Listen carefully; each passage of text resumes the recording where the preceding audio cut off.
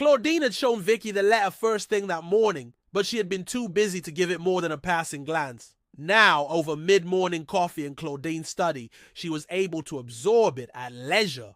"I am head of a large company and wish to attend your summer cookery session," she read.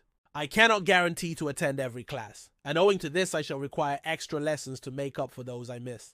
I am prepared to pay well for the privilege and will be happy to double your normal fees." The signature below was an almost illegible scrawl, though the type name J.P. Duncan was quite clear, as was the check which fluttered to the table. "What do you think?" Claudine Beauclair asked in a voice that still held strong traces of a French accent, in spite of its owner having lived in England for the past 38 years.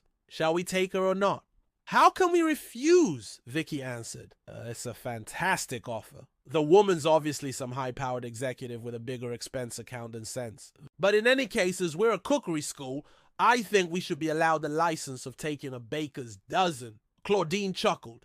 "We'll have to make it quite clear to Miss Duncan we're making an exception for her because of her circumstances." "You mean because of ours? That extra 17 new ovens?" "Do you think Wilson will have finished decorating the Mrs. Beaton room by Tuesday?" the Frenchwoman asked, referring to the school caretaker. "It's the largest and brightest, and for the money J.P. Duncan's prepared to pay, I think she's entitled to the best." Vicky pushed a long strand of black hair away from her forehead.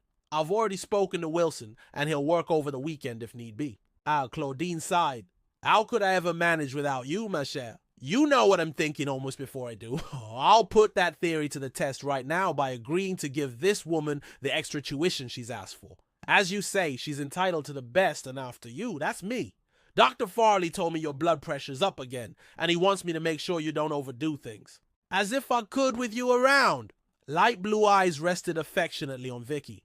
"But I feel very guilty about asking you. As it is, you hardly find time to see Barry, and you didn't ask me, I volunteered." Vicky cut in firmly. "Now let's go through the schedules again. I want to see if I can rearrange a couple of the classes." It was nearly 12:30 by the time Vicky left the study to type out the notes she had made, as well as an acceptance letter to Ms. Duncan. As she crossed the main hall and climbed the back staircase to the staff wing, she reflected ruefully on the extra work she had let herself in for.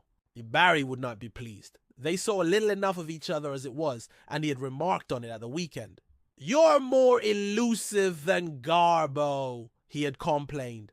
"Why doesn't Claudine take on more staff instead of working you so hard? Surely she can afford it." "Unfortunately, she can't.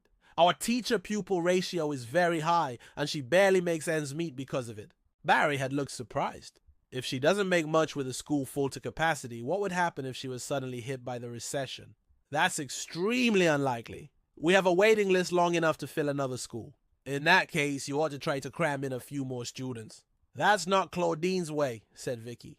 "It's taken her years to build Beauclair's reputation as the finest cookery school in the country, and it's only by keeping up the standard that she can maintain her reputation. She still has to find a way to make the school profitable." Barry insisted. "That's why we're running summer courses. They're mainly patronized by older women who have the time and money to combine a holiday in a beautiful house with learning to cook.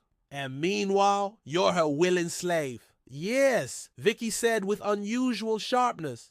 "And I'd work twice as hard for her if need be, after all she's done for Felice and me."